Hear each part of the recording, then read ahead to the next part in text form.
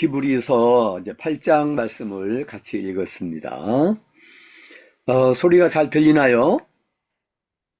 예. 네, 네, 조금 아까 그 성경 낭독하는 소리가 좀 작게 들렸던 것 같아요.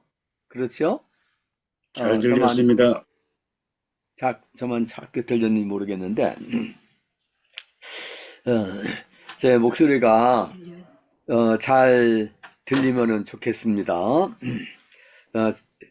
그리고 제가 목소리가 좀 아직 완전하지가 못해서 목이 많이 좀 이제 아프고 좀, 어, 좀 자연스럽지가 못한데 그러면 들으시는데 조금 불편하실지 모르겠습니다.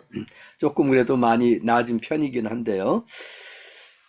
히브리서 여러 번 이제 말씀을 드렸지만 히브리서 전체 주제는 예수님이 자비로우시고 충성스러운 대제사장이 되셔서 우리 구원을 온전히 이루어 주시는 분이시다. 우리가 환난을 당하고 고난을 당하고 시험을 당할 때 능히 도와주시는 대제사장이 되시고 우리를 위해서 기도로서 도와주신 분이다 라는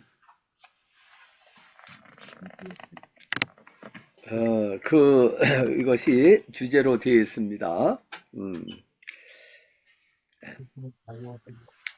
그래서 히브리서 4장 14절부터 16절까지가 주제를 먼저 제시하는 부분이에요. 그래서 또 5장 1절부터 우리의 대제사장이 되시기 위해서 자격을 갖추셔야 되는데 그 자격은 사람 중에서 대제사장이 되는 거거든요.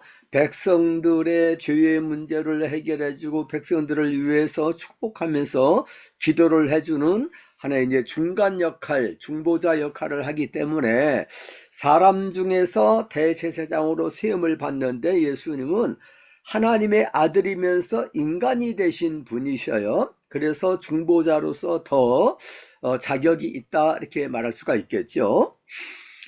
그리고 이 우리 이제 예수님이 대제사장으로서 자격이 정말로 있는 이유가 뭐냐 그러면은 구약시대 때 대제사장 또 다른 제사장들은 자꾸 바뀌는 거예요. 이 사람이 했다가 저 사람이 했다가 그래서 자꾸 바뀌고 완전하지도 못한 거죠. 근데 예수님은 완전하시고 충성스러우시고 신실하신 그런 대제사장이 되시는데 변함이 없으셔요. 영원한 제사장이 되신다는 거죠. 그렇기 때문에 우리를 너무 잘 아시고 늘 우리를 깊이 이해하시고 동정하시고 우리를 잘 아시는 그런 분으로서 우리를 위해서 또 기도하시는 그런 분이에요. 지난주에 같이 읽었지만은 7장 25절을 다 같이 한번 읽어보겠습니다. 7장 25절 음소거 해제를 하고서 읽어도 좋겠습니다. 그러므로 같이 읽겠습니다. 그러므로 시작. 그러므로 자기를 힘입어 힘입어 하나님께 나아가는 나가는 자를 자들을 온전히 온전히 구원하시고 구원하실 수 이는 그가 있으니 항상 이는 그가 살아계셔서 항상 그들을 위하여 살아계셔서 그들을 위하여 간구하심이라. 간구하십니다. 아멘.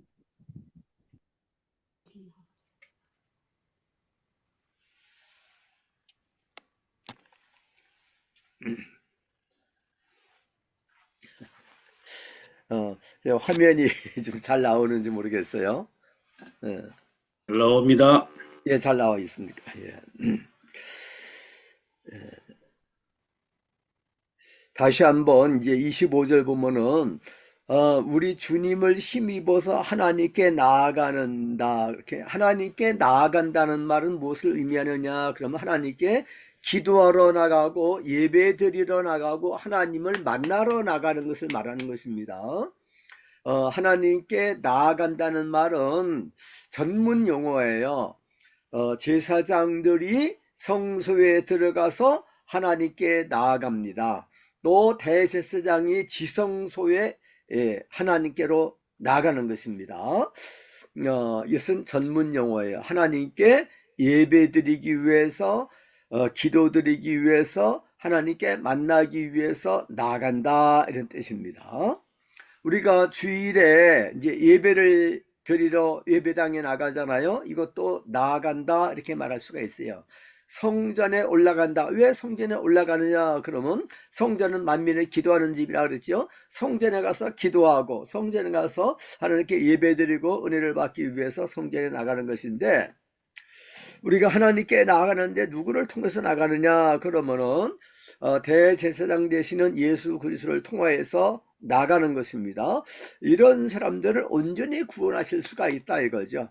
늘 하나님 앞에 나아가서 예배드림이 하나님과 교제를 가지고 하나님께로부터 은혜를 받는 거예요. 기도 응답을 받는 거예요. 우리가 찬양하고 예배를 드리고 기도할 때 하나님께서 응답을 해주시고 또 우리를 축복하시고 또 우리와 함께 하시는 거죠. 하나님께 나아가는 자들 온전히 구원하실 수가 있다 그랬습니다. 누가 구원하실 수가 있느냐? 그럼 예수님이 구원하실 수가 있다는 거죠. 그러니까 예수님이 우리를 위해서 피 흘려 대속의 죽음을 주셨을 뿐만 아니라 지금도 우리의 구주가 되시고 우리의 주님이 되시고 목자가 되시고 또 우리를 돌봐주시는 그런 분이 되신다는 거죠. 그가 항상 살아계셔서 우리를 위해서 간구하신다 그랬습니다. 이런 대제사장이 얼마나 완전하시고 참 좋으신 대제사장이십니까? 아주 자비로우시고 충성스러운 대제사장이라 그랬습니다.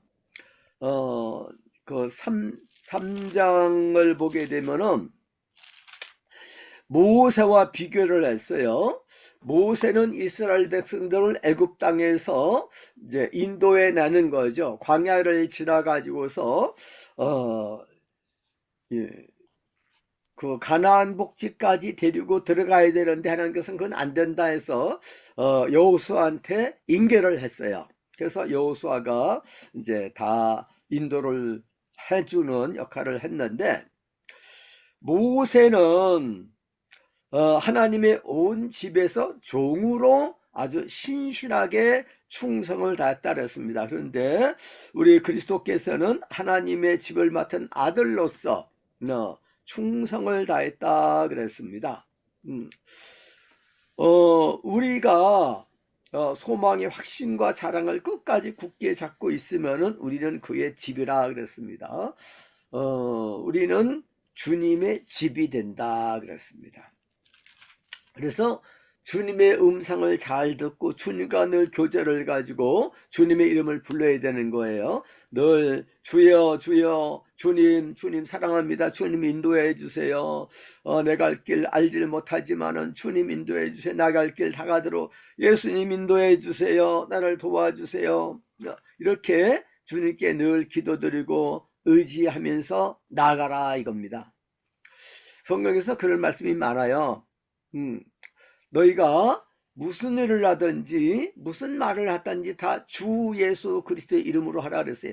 우리의 삶의 주인, 우리 생활의 주인은 예수님이다 이거죠. 그래서 예수님이 주님이에요.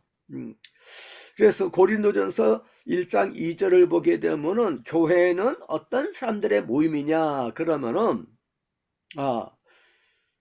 그들과 우리의 주 대신 예수 그리스도의 이름을 부르는 자들 그렇습니다. 왜 그들과 우리들 그랬느냐 그러면은 초대교회 때는 한 군데서 큰 예배당이 있어서 다 같이 모여서 예배를 드리는 것이 아니라 가정교회예요. 중국도 좀 그런 면이 많이 있는데 지하교회, 가정교회예요. 그래서 가정에서 예배를 드려요. 북한에서도 가정에서 지하 정말로 땅을 파고 썩어서 예배를 드린다 그런 말을 들었는데, 초대교회 때는 뭐 땅을 파고서 예배를 드리진 않지만은 그러나 집이 좀 큰 집을 가지고 있는 사람은 거기서 예배를 드리고, 또 다른 집이 큰 집이 있으면 거기서 예배를 드리고, 이렇게 여러 군데서 예배를 드렸는데 고린도 교회는 파당이 생겼어요. 바울파, 볼로파, 게바파, 그리스도파 이런 여러 파당이 생겨가지고서 자기들끼리 이렇게 모이는 경향이 생겨가지고서 사도 바울이 책망을 했잖아요. 그러면서 그들과 우리의 주님은 누구냐 그러면은 바울도 아니고 아볼로도 아니고 게바도 아니고 오직 예수 그리스도라는 것입니다. 예수 그리스도께서 교회 머리가 되시고 우리는 그리스도의 몸이 된다. 우리는 그 몸의 지체가 된다. 지체끼리 서로 분쟁을 하면 되지 않잖아요. 그래서 다툼과 시기가 있고 그러면 그건 어린아이 신자라 이거죠. 성숙한 신자는 아주 사랑이 넘쳐가지고 서로 섬기는 자들이죠. 그런 교회는 은혜가 충만합니다. 주님의 임재를 다 이렇게 느낄 수가 있는 거죠. 예수님의 이름으로 서로 사랑하고 허물을 덮어주는 우리가 되어야 될 줄로 믿습니다. 이와 같이 우리 주님은 우리의 구세주도 되시고 영원하신 대제사장이 되신다 그랬습니다. 그런데 우리 주님께서 하시는 일 지금 있지만은 또 하신 일이 있어요. 하신 일, 이미 이루신 일이 있다 이거죠. 이것을 이 8장에서부터 10장 18절까지 이제 나머지에서 쭉 다루고 있어요. 여기서는 예수님이 우리의 대제사장이 되신다는 것보다는 우리 주님께서 대제사장은 하나님 앞에 제물을 드리는 자잖아요. 예물을 드리고 제물을 드리는데 예수님은 무슨 일을 제물을 드리시고 예물을 드리시느냐 그러면 자기 몸을 제물로 드리시고 자기의 몸을 예물로 하나님께 드리신 거예요. 왜 그렇게 하셨느냐 그러면은 우리를 위해서 속죄의 제물이 되신 거라고요. 아주 완전한 영원한 단번에 드리는 그런 속죄의 제물이 되신 분이라는 거죠. 그래서 우리를 위해서 속죄의 제사를 드려 주신 분이라는 것입니다. 구약 시대 때, 율법 시대 때, 또 율법 이전에도 제사자가 있었죠. 아담 하와 때부터도 제사가 있었고 또 가인과 아벨 때도 제사가 있었습니다. 가인은 피 없는 제사를 드렸지만 아벨은 양을 잡아서 피 있는 제사를 드렸죠. 노아도 제사를 드렸어요. 아브라함, 이삭, 야곱부터 보면은 다 제단을 쌓았다 그러는데 제단 쌓았다는 거가 오늘날의 가정제단을 쌓는다 뭐 이런 의미가 아니라 실제로 제단을 쌓는 거예요. 높이 제단을 쌓고 그 위에다가 제물을 올려놓고 하나님 앞에 희생 제사를 이렇게 드리는 것입니다. 번제를 드리고 속죄제를 드리고 화목제도 드렸는지 여러 가지 모양의 그런 제사를 드리는 거예요. 감사 제사도 드리고 회개하는 제사도 드리고요. 또 헌신하고 결단하는 그런 제사도 드리고 하나님께 온전히 맡기는 그런 제사도 드렸을 것입니다. 가는 곳마다 제사를 드렸어요. 제단을 쌓고서 한 번만 드리는 게 아니죠. 계속해서 제사를 드리는 겁니다. 그래서 이스라엘 백성들은 솔로몬이 성전을 짓기 전에는 모세 때 지었던 성막에서 이렇게 제사를 드렸어요. 제사장, 대제사장이 있어가지고서 그 제사를 드리는 것을 다 주관하는 거죠. 그리고 예수님이 오신 다음부터는 그렇게 하질 않죠. 요한복음 2장 19절부터 22절까지 보면은 예수님의 몸이 성전이라 그랬습니다. 성전된 그 몸, 이 성전을 헐라 내가 3일 만에 다시 일으키리라 그러니까 사람들이 놀란 거예요. 46년 동안 이 성전을 지었고 헤롯 대왕이 이렇게 크게 증축을 했는데 무슨 3일 만에 다시 짓는다는 거냐. 이것이 아주 이제 조롱거리가 된 거죠. 이제 사기를 치는구나 이렇게 말했을 거예요. 생각을 했을 거예요. 그런데 예수님은 성전된 주님의 몸을 가르치셨던 것이다 하는 거죠. 주님께서 죽으시고 부활하심으로써 주님이 성전이 되는 거예요. 우리가 하나님 앞에 예배를 드리기 위해서 짐승을 잡아가지고서 성전에 가가지고서 제사장한테 넘기고 이렇게 할 필요가 없는 거예요. 우리 주님께로 가게 되면은 주님이 성전이라는 거예요. 성전의 성소에 들어가고 성소와 지성소 사이에 커튼이 이렇게 있는데 예수님의 몸이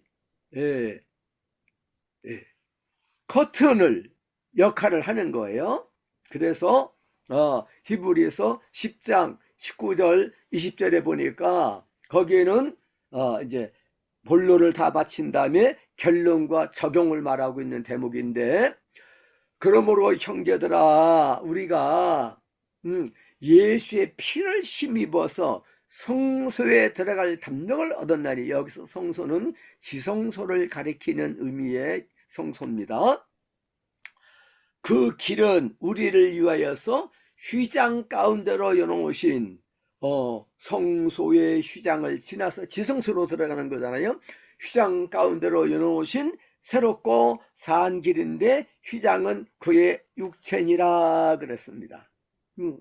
그래서 예수를 통해 가지고서 하나님 아버지 앞에 나가는 거죠. 요한복음 14장 6절에서도 나는 길이요 진리요 생명이니 나를 통해서 아버지께로 갈 수 있다 이렇게 말씀하시고, 내 이름으로 구하면은 아버지께서 다 이루어 주신다 그랬습니다. 예수님이 성전이 되시는 거죠. 예수님이 성전도 되시고 제물도 되시고 예수님이 대제사장도 되시고 하나님 아버지께 나가는 길도 되시고 또 선한 목자도 되시고 다 이제 되시는 거예요. 그런데 예수님이 이 죄의 문제를 다 해결해 주셔서 하나님 아버지 앞에 예수의 피를 힘입어 가지고 탐대 어느 때든지 때를 따라 돕는 은혜를 얻을 수 있는 그 길이 되시고 대제사장이 되신다는 그 교훈을 하고 있는데, 그렇게 하기 위해서는 죄의 문제를 해결을 해야 되겠는데 어떻게 해결하느냐 그러면은 이제 8장, 9장, 10장에 걸쳐서 그 문제를 지금 다루고 있습니다. 구약시대와 대조를 해가면서 비교를 하면서 또 비유를 써가면서 설명을 하고 있어요. 이것을 가리켜서 모형론적인 해석이다 라는 것입니다. 모형론 9장 5절을 보게 되면은 그 말씀이 나오죠. 거기에 9장 이제 1절부터 보죠. 첫 언약에도 첫 언약이라는 말이 율법 언약을 말하는 것입니다. 섬기는 예법과 세상에 속한 성소가 있더라. 섬긴다는 말은 예배를 드리는 거예요. 성소에서 제사장이 예비한 첫 장막이 있고 그 안에 등잔대와 상과 진설병이 있으니 이곳을 성소라 그래요. 이는 성소라 일컫고, 또 둘째 휘장 뒤에 있는 장막을 지성소라 일컫나니 금향로와 사면을 금으로 싼 언약궤가 있고 그 안에 만나를 담은 금항아리, 또 아론의 쌍난 지팡이, 언약의 두 돌판이 있었어요. 그 위에 속죄소를 덮는 영광의 그룹들이 이렇게 있어요. 이것들에 관하여는 이제 낱낱이 말할 수가 없다. 그러면서 내가 9장 읽고 그 다음에 이제 8장으로 가야 되겠어요. 8장 8장 5절을 보겠습니다. 8장 5절. 이렇게 율법을 따라서 예물을 드리고 이렇게 제사장들이 하는 거죠. 그런데 그들이 섬기는 것은 하늘에 있는 것의 모형과 그 하늘에 있는 것의 모형을 따라서 다 만들었다 그랬죠. 모형과 그림자라. 모세가 장막을 지으할 때 지시하심을 얻은 것 같다 그랬습니다. 그런데 이 모형과 그림자는 완전하지가 못해요. 불완전하고 일시적인 거고요. 우리를 온전하게 다 깨끗하게 할 수가 없는 거예요. 그런데 무엇에 대한 그림자고 무엇에 대한 모형이 되느냐 그러면 예수 그리스도께서 완전한 대자사장이 되시고 예수 그리스도께서 완전한 희생제물 속죄제물이 되시기 때문에 예수 그리스도에 대한 모형이다 하는 거예요. 그러면서 율법 언약을 뭐라고 그랬느냐 그러면 옛 언약이라, 여기서 이제 옛 언약이라는 말을 쓰지 않고 첫 언약이라 그랬어요. 13절을 보게 되면 새 언약이라 하셨음에 첫 것은 낡아지게 하신 것이니 낡아지고 쇠하는 것은 없어져 가는 것이다. 없어져 간다는 것은 폐기가 된다는 거죠. 율법 언약은 폐기가 되는 거다 그랬어요. 언약에 이제 크게 두 가지 기능이 있습니다. 하나는 예수 그리스도를 예표하고 하나님의 뜻을 우리한테 계시해 주는 그런 기능이 있어요. 이 기능은 오늘날도 여전히 있습니다. 그래서 우리가 모형론으로서 벌써 배우는 거죠. 많은 교훈을 받을 수가 있어요. 율법의 교훈이 얼마나 많이 있습니까? 그런 기능이 한 가지가 있고, 그러니까 교훈적인 기능이 있어요. 우리를 깨우치고 율법대로 내가 탐내지 말라 그랬는데 내가 탐심이 있네. 그럼 벌써 나는 죄를 짓는 거잖아요. 율법을 따라서 나는 죄인이구나. 인간은 피조물이구나. 하나님은 창조주 하나님이시구나. 하나님께서는 무소부지하시는 분이구나. 하나님께서는 용서해 주시는 하나님이고 하나님 인격적인 하나님이시구나. 하나님은 지혜가 한이 없으신 하나님이로구나. 하나님은 신실하신 하나님은 사랑의 하나님. 이렇게 율법을 통해서 많은 걸 배울 수 있어요. 그러고 또 한 가지는 뭐냐 그러면 율법을 지켜 행하게 되면은 이것이 너의 의로움이라. 이것을 잘 지키면은 너희들이 복을 받고 생명을 얻는다. 이것을 지키지 못하게 되면 너희는 저주를 받는다. 너희 땅에서 포로로 끌려가게 될 것이다. 이런 또 저주가 많아요. 율법대로 살지 못하면 여러 가지 질병도 오고 여러 가지 우한 여러 가지 질고가 많이 온다는 이제 그런 것도 율법에 다 나와 있다고요. 이와 같이 우리에게 축복도 하고 저주도 하고 우리에게 구원 또 생명을 약속하기도 하고 멸망을 또 경고하기도 하는 이런 구원사적인 한 단계에서 모세를 통해서 주신 이 율법의 기능은 이제 폐기가 됐다 이거예요. 그래서 더 이상 율법의 규례를 따라서 하나님 앞에 나가는 건 아니에요. 우리는 새 언약 시대에 하나님의 풍성한 구원의 은혜가 있어요. 측량할 길이 없는 그리스도의 풍성함, 이런 말씀이 에베소서 3장에도 나와 있는데 우리에게 아주 풍성한 영적인 신령한 은혜를 많이 주셨다고요. 그것을 우리가 잘 알게 됐을 때 감사하는 마음이 생기게 되고 담대한 마음이 생기게 되고 하나님을 의지하고 신뢰하고 감사할 수가 있어요. 그걸 깨달아 알지 못하게 되면 예수 믿는 것도 뭐 별거 아니네. 안 믿는 사람들이 더 잘 사네. 뭐 감사라 그러지만 뭘 감사해? 이렇게 생각을 할 수가 있습니다. 그러나 하나님께서 우리 주 예수님을 통하여 우리에게 베풀어 주신 은혜가 엄청나다고요. 그래서 어메이징 그레이스라 그러는 것입니다. 놀라운 은혜, 풍성한 은혜, 측량할 길이 없는 은혜를 인하여서 우리가 감사를 하게 되는 것입니다. 근데 풍성한 측량할 길이 없는 은혜 가운데서 은혜가 뭐냐? 그러면 성경에서 그걸 집중적으로 강조하고 또 강조하는 거예요. 그게 뭐냐면 죄사함입니다. 아까 찬송을 불렀어요. 나 속죄함을 받은 후 한없는 기쁨을 다 헤아릴 수 없어서 늘 찬송합니다. 이런 그 속죄 찬송 이게 참 많이 나오지 않습니까? 이 속죄함을 받은 후에 그 찬송을 부르는 거예요. 저도 이제 고등학교 2학년 때 속죄함을 받았어요. 그런 다음에 얼마나 마음에 기쁨이 넘치는지 주의 말씀 받은 그날 참 기쁘고 즐거워라 이렇게 밤새도록 그냥 눈물 흘려가면서 찬송을 한 기억이 나는데 주님의 은혜로 내가 죄사함을 받고 하나님의 자녀가 됐다, 성도가 됐다, 의인이 됐다, 이제는 하나님과 더불어 화목하게 됐다. 이제는 하나님은 우리의 아버지라고 불리는 게 성령님 우리 안에 거하셔서 우리를 늘 진리 가운데로 인도해 주시고 하나님 말씀 생각나게 해주시고 감동 감화해 주시는데 소망이 날마다 이제 새로워지는 거예요.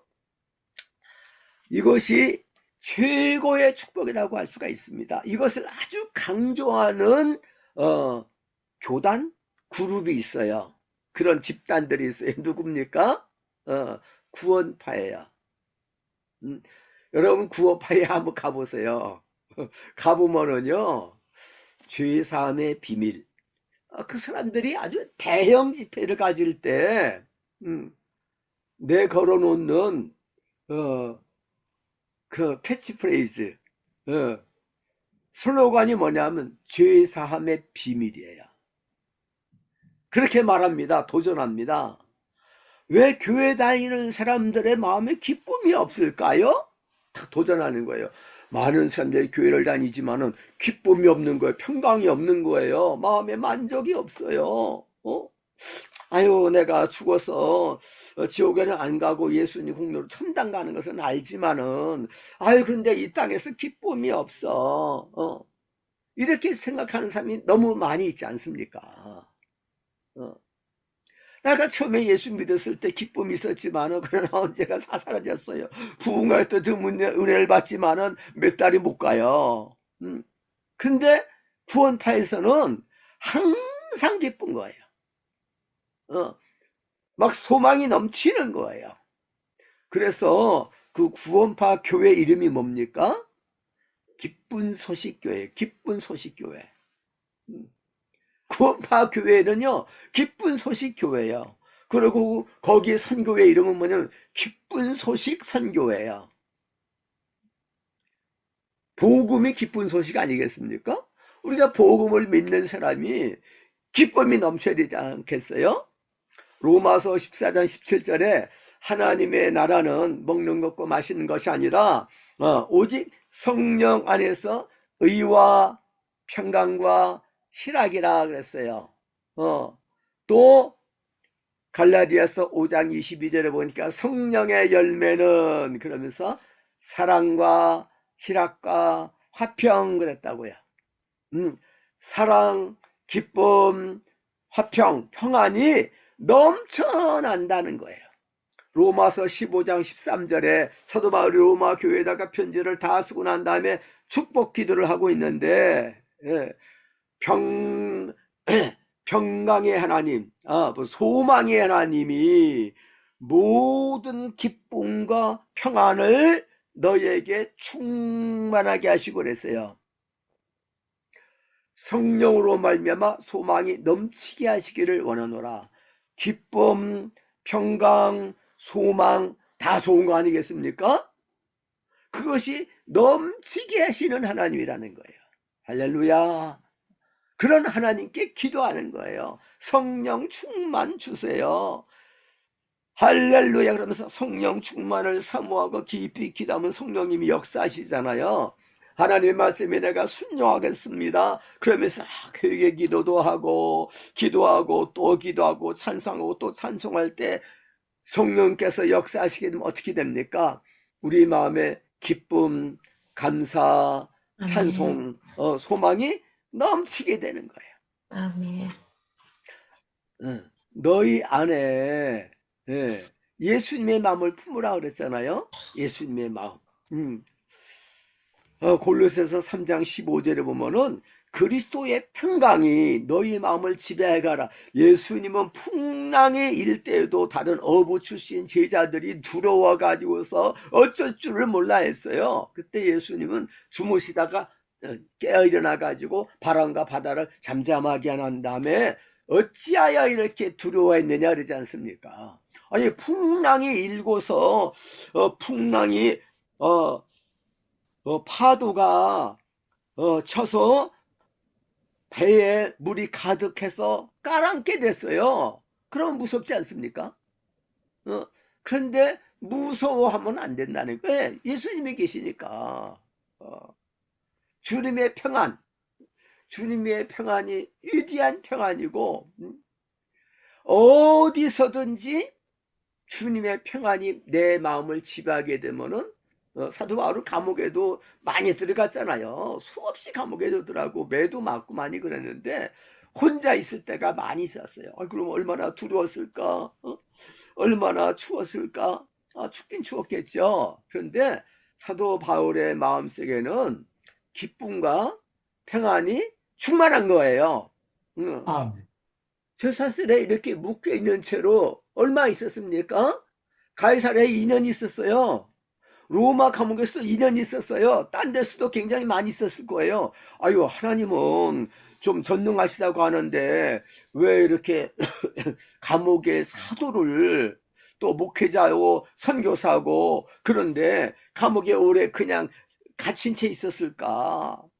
우리가 그렇게 기도했는데 하나님께서 이렇게 석방시켜 주시지 않았을까? 그런데 사도 바울은 관계가 없어요. 밖에 자유인으로 있든지 사도 바울이 디모데 후서에서 디모데 후서 같이 한번 볼까요? 자, 디모데 후서 2장 디모데 후서 2장 8절 디모데 후서 2장 8절 말씀을 음소거 해제하고 다 같이 한번 읽겠습니다. 그러므로 시작. 그러므로 너는 애가 우리 주를 증언함과 또는 주를 위하여 갇힌 자 된 나를 부끄러워하지 말고 오직 하나님의 능력을 따라 복음과 함께 고난을 받으라 그랬습니다. 아멘. 그 복음 전하는 자에게는 고난이 있어요. 그러나 그 고난 당하는 것을 부끄러워하지 말라 이거예요. 제가 저 1장을 읽었네. 1장 2장 2장 8절 9절을 읽겠습니다. 2장 8절 9절. 내가 내가 말하는 복음대로 것은 다시 생각해보라. 주께서 범사에 내게 다신 하셨다고 예수 했습니다. 그리스도라. 내가 전한 복음으로 복음대로 말미암아 내가 지금같이 다윗의 이렇게 씨로 손을 죽은 자 받았으나 가운데서 그 말씀을 잊지 아니하느니라. 이어가라. 그 다음에 다시요. 9절을 읽습니다. 복음으로 말미암아 내가 지금과 같이 매는 데까지 고난을 받았으나 하나님의 말씀은 매이지 아니하니라. 아멘.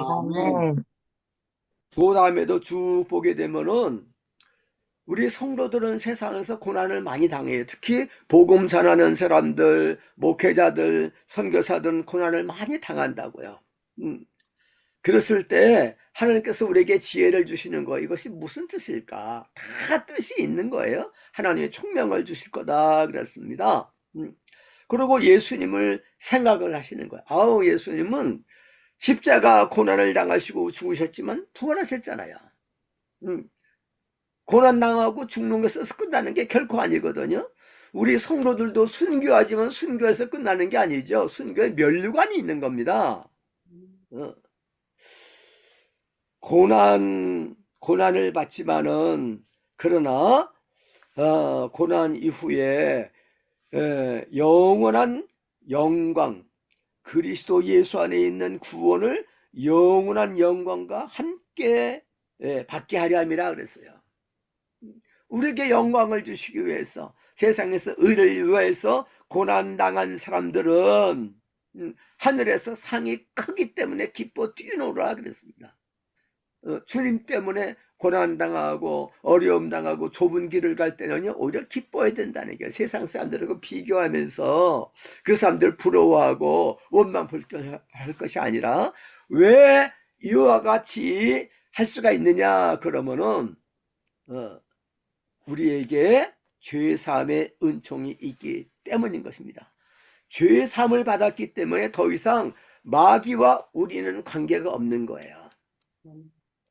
우리는 죄사함을 받았다는 것은 속량이라고도 그러는데, 에베소서 1장 7절을 보면은 우리가 예수의 피로 말미암아 속량 곧 죄사함을 받았다 그랬습니다. 또 골로새서 1장 13절 14절 말씀을 또 보겠습니다. 똑같은 말씀인데요. 근데 거기에 더 한 가지 추가되는 것이 있어요. 골로새서 1장 13절 14절 말씀 또 다 같이 읽겠습니다. 그가 우리를 흑암의 권세에서 건져내사 그의 사랑의 아들의 나라로 옮기셨으니 그 아들 안에서 우리가 속량 곧 죄의 사함을 얻었다는, 하나님 아들 안에서 우리가 속량함을 받았어요. 죄의 사함을 받았다 이거죠. 이스라엘 백성들이 애굽 종살이하는 데서부터 속량을 받잖아요. 우리가 죄로 말미암아서 누구에게 지배를 받고 종살을 하게 됐냐 그러면 마귀한테 지배를 받았다고요. 그래서 우리가 죄의 사함을 받았기 때문에 어떻게 됐느냐 그러면 그가 우리를 흑암의 권세에서 건져내셨다 그랬어요. 흑암의 권세는 마귀의 권세죠. 그의 사랑의 아들의 나라랑선 통치를 말하는 거예요. 예수님이 주님으로서 그리스도로서 통치하고 계셔요. 예수님의 통치권 속으로 우리를 옮겨주셨다는 거예요. 요한일서 5장 19절 말씀을 보게 되면 세상은 악한 자에게 처해 있다 그랬어요. 그러나 우리들은 다 하나님께 속하여 있다 그랬습니다.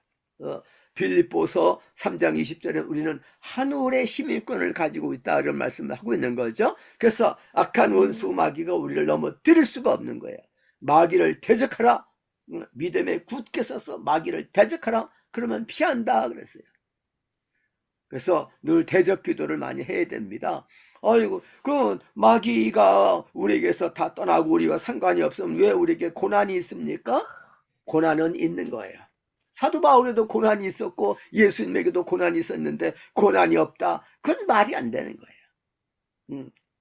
우리는 환난 중에도 기뻐한다 그러지 않습니까?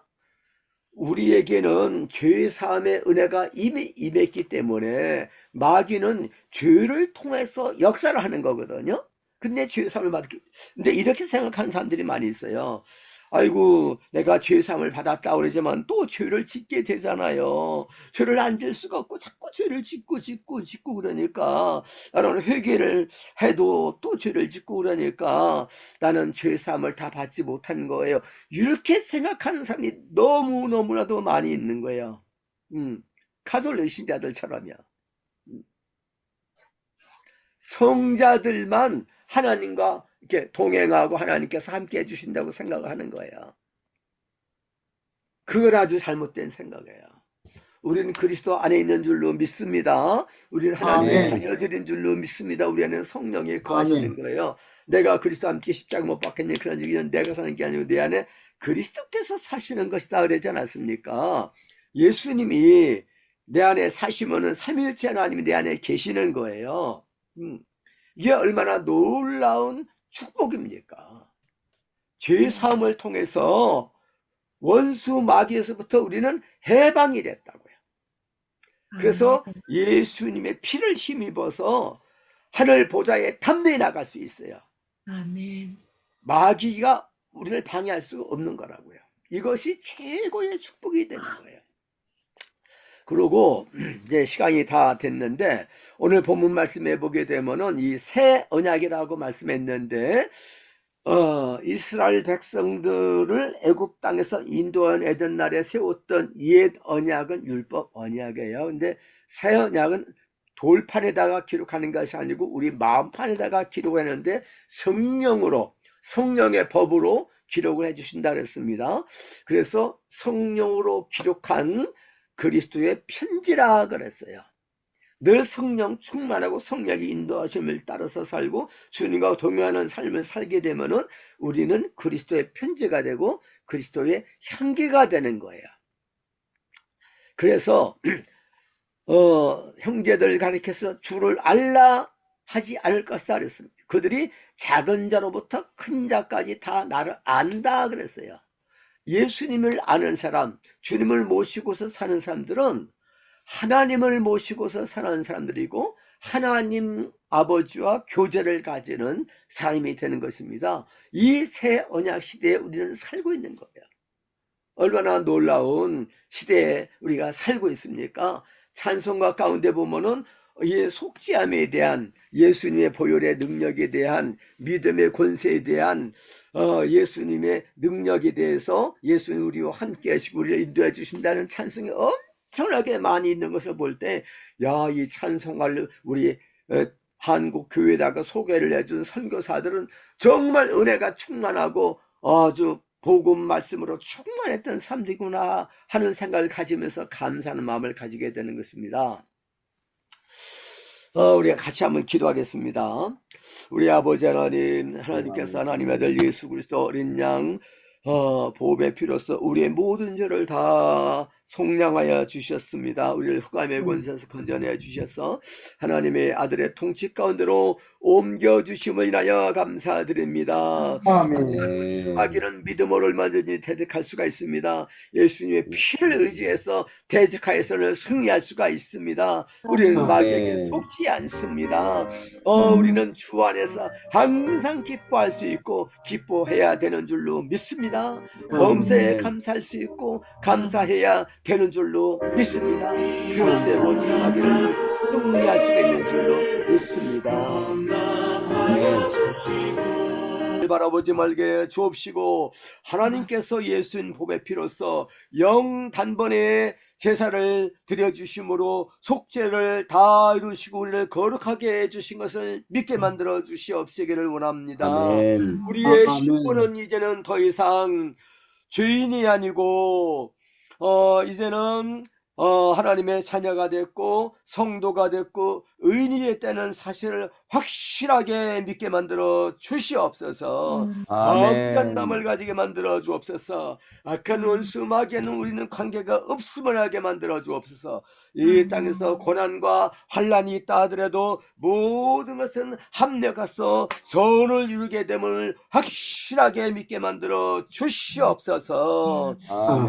우리에게 베풀어 주신 이 죄사함의 은총이 얼마나 크고 놀라운 어메이징 그레이스가 되는지 말할 수가 없습니다. 주님이여 늘 주님의 속죄의 은총을 감사하고 주님의 보혈을 찬송하는 우리들의 입술이 되게 만들어 주시옵시기를 원합니다. 이 소식을 알지 못하고 있는 사람들이 너무나도 많이 있습니다. 그래서 악한 원수 마귀한테 속고 눌리고 있습니다. 단단 마음이 없고 믿음이 작아서 하늘에 상달되지 못하고 있사오니 아버지 하나님이여 거시한 믿음을 사제 확신에 서서 분명히 가질 수 있도록 만들어 주시옵시기를 원합니다. 우리 아버지 이 나라 민족의 불신앙의 죄악을 용서하여 주시옵소서. 우리의 모든 죄를 속량해 주신 하나님의 아들 우리 주 예수 그리스도의 증량할 길이 없는 풍성한 대속의 은혜를 모르고 있사옵니다. 십자가에서 나타내 주신 하나님의 사랑을 모르고 있사오니 하나님의 이 복을 우리가 담대히 나가서 전하게 만들어 주옵시고 저 북한 땅에도 이 복을 모르는 사람들이 너무도 많이 있는데 어서 어깨 북한에도 전도의 문이 열리게 만들어 주시고 저 우리 동족들도 다 주의 복음을 듣고 영혼들이 구원을 받고 참 기쁨 소망을 가지게 만들어 주시옵소서. 이 아버지 하나님의 사랑을 다 받아 누리고 늘 기도하면서 같이 주님 복음 한국을 이루어나갈 수 있게 부족함이 없게 만들어 주시옵시기를 원합니다. 하나님 윤석열 대통령이 헌재에서 주님이여 파면이 됐지만은 그러나 그 부부도 불쌍히 여겨 주옵시고 우리 주 예수님 참 믿음을 가지게 만들어 주시옵소서. 자기 대통령 선거가 있게 싸운데 자기 대통령은 우리 아버지의 하나님의 마음에 가장 합한 사람, 참 믿음의 사람, 기도해야 하는 사람, 진실된 국민을 위한 정치 지도자가 뽑힐 수 있도록 만들어 주시옵소서. 이제는 우리 구주 우리 주님 예수 그리스도의 은혜와 하나님 아버지의 사랑과 성령의 교통하심이 우리의 모든 죄를 우리 주님이 담당하신 참 좋으신 영원하시고 자비로우신 대제사장 되신 주님이심을 알게 만들어 주옵시고 주님의 십자가를 바라보고 우리 주님 하나님 보좌 우편에 앉아 계셔서 통치하고 계심을 늘 믿고 바라보는 가운데에서 주 안에서 참 자유를 누릴 수 있도록 우리를 인도하여 주옵시기를 예수 그리스도 이름으로 축복하옵나이다. 아멘. 감기 중